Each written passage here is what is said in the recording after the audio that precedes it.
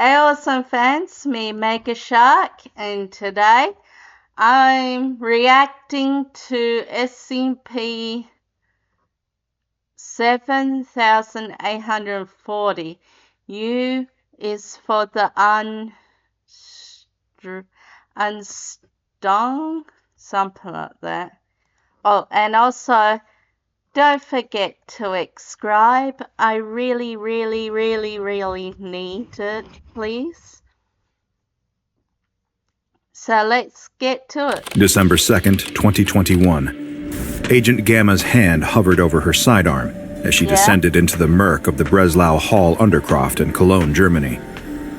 The dusty stones hadn't been seen by human eyes in decades, if not centuries, but that didn't mean something wasn't down here. She was careful not to slip in the lichen-slimed steps. She knew this place was connected to blood and death, and didn't fancy being added to the tally. SCP-7840 was becoming more than anyone bargained for. A Foundation researcher, Dr. Rossi, was watching the whole thing through Agent Gamma's helmet-mounted camera. "We need a thorough sweep," Dr. Rossi said. "There must be something down here." It didn't take long for Agent Gamma to hit pay dirt. The Undercroft was once located below a guild hall for some of Germany's most important 17th century craftsmen, and after a quick perimeter sweep, Gamma discovered a false wall concealing a secret workshop. A voice whispered into Gamma's ear in a language she didn't understand. "It was here my dreams became reality, and my terrible child born. In blue light and deep shadow, she came to me. I would be her instrument in the waking world, and she would bear my child." Like Gamma wasn't just any agent. She'd scored high on the psychic potential scale, making her particularly attuned to anomalous happenings by her very instincts. One of the skills this gave her was psychometry, the ability to intuitively sense the history of objects by mere touch alone. And there were plenty of objects in this workshop that she didn't want to touch. It was most people's worst nightmare, a table full of rusty old tools, most of them jagged and sharp. Above it hung a collection of eerily realistic puppets gathering dust. Still, Agent Gamma was a professional. She reached forward and ran her hands across the tools, only to feel a jolt of energy that almost made her vomit.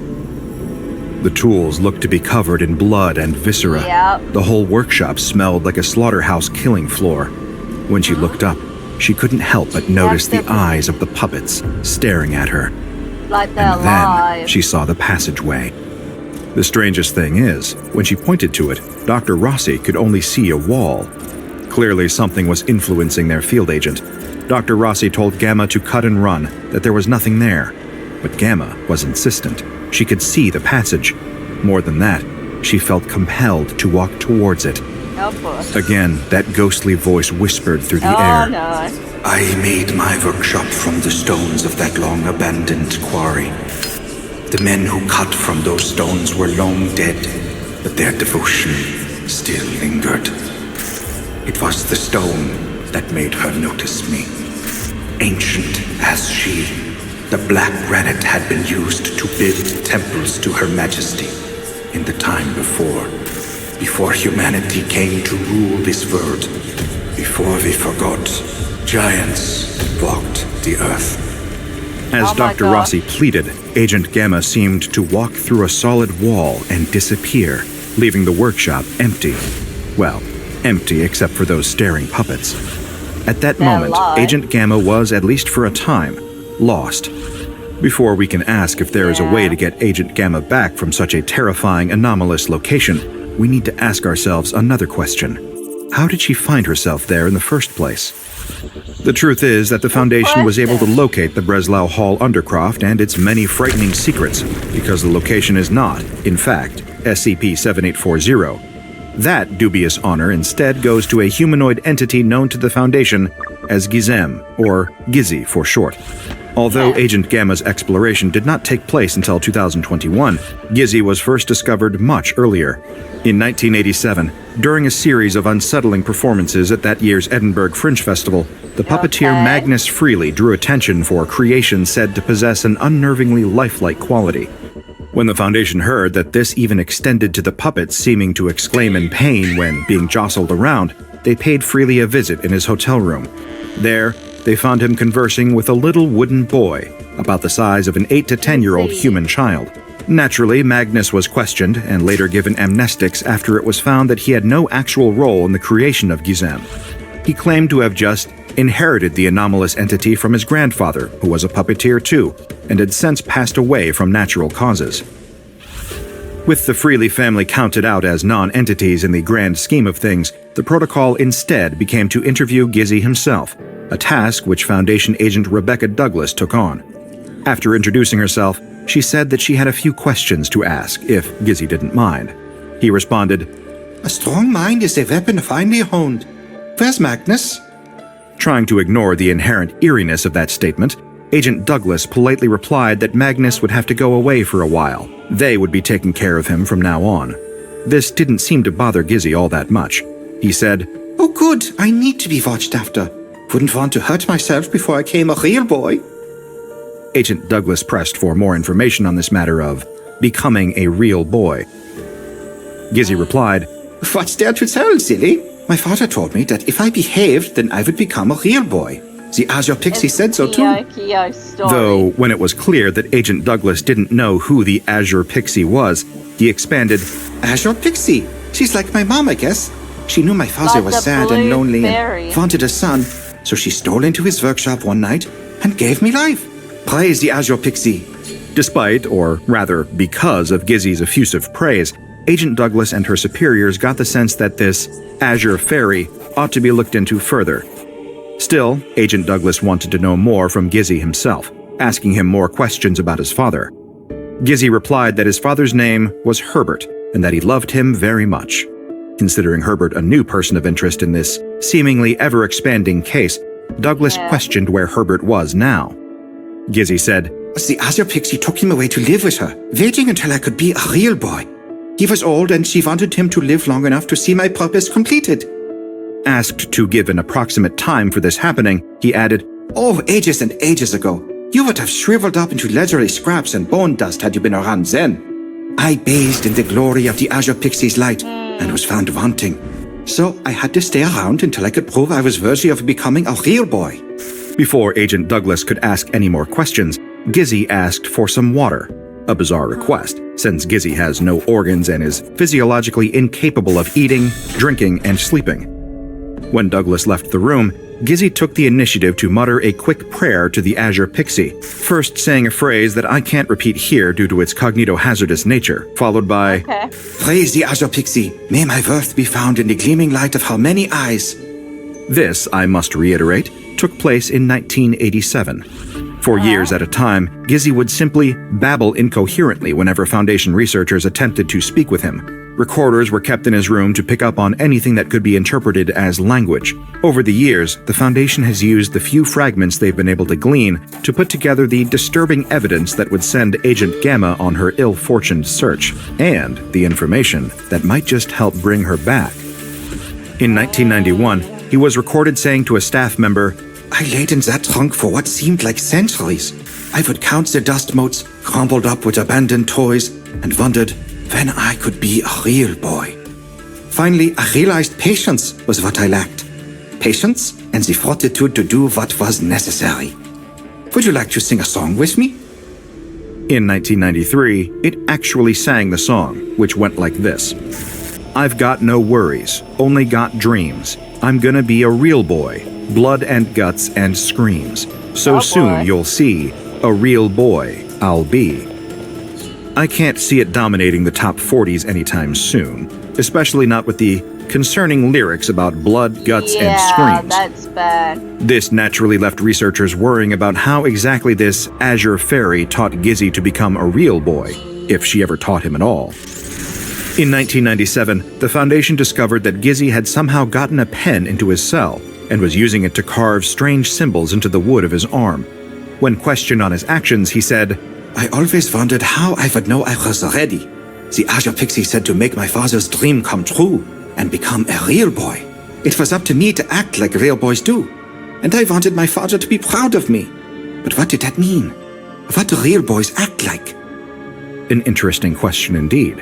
Perhaps a it is. positive male role model could have saved Gizzy and many, many others, but the increasing evidence was mounting that perhaps Gizzy was a lost cause long before he arrived at the Foundation's gates. Yeah. When he was found whistling in 2004, well, as close as one is able to whistle without moving lips, he said, I like to whistle a lot. It's what real boys do. Until I start to work on them. An odd thing to say. What does that mean, to work on them? Perhaps a clue was given when, 10 years later in 2014, he requested some anatomy textbooks. Perhaps that could explain a thing or two about the blood on the tools in the Breslau workshop. But what had long been implied became a bloody, terrifying reality during a full containment breach in early 2021, when Gizzy was able to gain access to a guard who'd been knocked out by another escaped anomaly. Without getting too uncouth here, Gizzy was able to obtain a sharp object and horrifically mutilate the guard in a way that we won't even be able to describe here.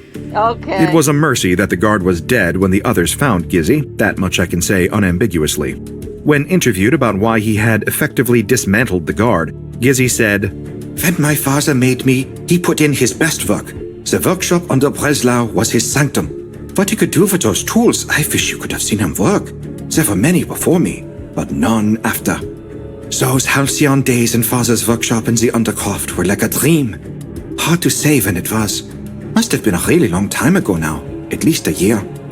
Anyway, the Azure Pixie would speak to us both, appearing in our dreams and telling us of her plans. Oh, the world she would create was glorious. But I failed her and father both. Be like a real boy and you shall become one. Speak with truth, respect me in all that you do, and open the way. Humankind is not the oldest intelligence in the universe, not by a long shot. The Azure Pixie told me of her people, those from before history. They walked the earth before we could even imagine a cosmos. But the cosmos moved on, leaving them behind and disconnected from life. My father had traveled far in his mercenary years, learning much of the wider world, away from the constrictions of his Catholic upbringing. And when he came home to Germany, he endeavored to bring that wisdom to his family and community. They would not have it. So lest he abandon those that came before, he practiced in secret, working on his projects with chisel and scalpel, ritual and devotion. Then she came to him and granted him her favor. And I could not meet her expectations. The knife was taken from his hands after this, and he was dragged back to his cell, all the while screaming variations upon, Oh boy. How could I become a real boy? What did she want me to do? It was a nightmarish incident, but one that at least gave the Foundation some headway. This was where the Foundation discovered Breslau, and why they sent Agent Gamma on her mission. Interestingly, 2 months after she disappeared, on another exploration into the Undercroft, they discovered Gamma's helmet-mounted camera, previously thought to be lost. The footage found from the camera was fragmentary and surreal, but it at least gave some indication as to what happened to Agent Gamma after she traveled through a passageway that only she could see. It began with her waking up on a slate-tile floor in a strange chamber illuminated through unknown means. She rose to her feet and began to wander through the dark, attempting to find her way. Eventually, she found a huge staircase with no guardrail and began venturing down it. While she headed down into the dark for what seemed like hours, she heard the ghostly voice of Herbert, Gizzy's so-called father, yet again. Really? To look within oneself is the greatest of failures. There are no secrets within us. The mysteries of the cosmos are in the cold darkness of the place outside, guarded by those that came before, like she, the mother of my child, my goddess, Gatharn Mavoy Ichai. Through her, I discovered wonder. Agent Gamma decided not to focus on that for her own mental health. There was a brief stretch of post footage before the video cut to Agent Gamma in a large chamber, dissecting a wicker doll and pulling from its chest a pulsing blue mass that beat like a sick imitation of a heart. The ghostly voice of Herbert said, Her gift was the only semblance of life. Without the embodiment of humanity around him, Gizem would not reach his ascendance. It seemed like more insane nonsense to Agent Gamma as she tried to somehow find the truth of her situation in the guts of this wicker doll. While the dissection continued, Herbert's ghostly voice once again whispered in the background. To become human is to destroy. It is no different with her gift of life than any other mother. Agent Gamma kept What's walking that mean? until she stepped into another large chamber Destroy where shimmering what? blue mist danced around her feet. She felt a terrible and unknowable sense of power in here. That's when she heard a terrible shriek from up above, and she looked up to see the entity that Gizzy had been calling the Azure Pixie. Needless to say, that name doesn't quite reflect reality. The creature above her, clinging to the top of the chamber, was a horrific blue conglomeration of woman and spider, a shrieking, many-legged creature with 3 heads, each bearing eyes that glowed like shooting stars, great strands of thread dangling down from its body towards the awestruck Agent Gamma below. 3 tendrils, each with tips like the glowing heads of sewing needles, descended towards Agent Gamma. The agent screamed, raking her fingers down the sides of her face, her head pulsing, her eyes glowing, and then the footage cut out. In what appeared to be almost a miracle, Agent Gamma remanifested in an aqueduct not far from where she first disappeared, in a catatonic state. Field agents soon collected her and took her to a private medical wing in Site 91. Everything was quiet then. Well, for about a week. On Christmas Eve 2021, Agent Gamma awakened from her coma, if you can really call it Agent Gamma. She rose up silently from her bed in the medical wing, approached a guard from behind, and pulled him into an expert chokehold. She applied pressure to the carotid artery in his throat until he lost consciousness and collapsed to the ground. But this wasn't just an attempt to subdue a guard and escape. This guard was a component of Agent Gamma's plan. Utilizing a mix of expert knowledge and flawless foresight, she carried the guard all the way to the Site 91 humanoid containment ward. There, she managed to locate the containment cell of SCP-7840 and effortlessly kicked down the door, throwing the body of the unconscious guard inside. As for why any of this happened, well, the Foundation is still picking up the pieces and trying to understand that. We were able to collect a camera feed of the room, but not any audio, so we can merely describe and interpret the visual evidence at hand. What is incredibly clear is that a tense conversation went on between Agent Gamma, or whatever intelligence was possessing her, and Gizzy. She removed the pocket knife from the guard's belt and passed it to Gizzy, before gesturing frantically at the guard. For a moment, Agent Gamma's eyes flashed a brilliant, ethereal blue. However, Gizzy didn't seem to understand what Gamma was trying to communicate. As he attempted to speak with her, she shook her head in frantic frustration and clawed at her face. Gizzy attempted to communicate again, but Gamma kept pointing towards the limp body of the guard. Whatever message she wanted to convey here just wasn't coming across, and clearly the secrets of becoming a real boy being dangled in front of his face was too much frustration for Gizzy to bear. He leaped onto Agent Gamma with closed fists and began beating her in the face, decades of pent-up fury all coming to bear in one moment of violent action. Before this could advance any further, a legion of very much conscious Foundation guards had spilled into the room and began subduing everyone present. Agent Gamma was dragged out of the room along with the unconscious guard as Gizzy was dragged back and zip-tied to his own bed frame for safety. His last desperate question to Agent Gamma rang out into the halls of the containment chamber. What was I supposed to do? What was I supposed to do? What was I supposed to do? Check out the Dr. Bob Patreon and become a junior researcher today. Now go and watch another entry from the files of Dr. Bob, like SCP-705, military. Okay, that'll be it for now, awesome fans. Don't forget to hit that like button, subscribe, and comment down below.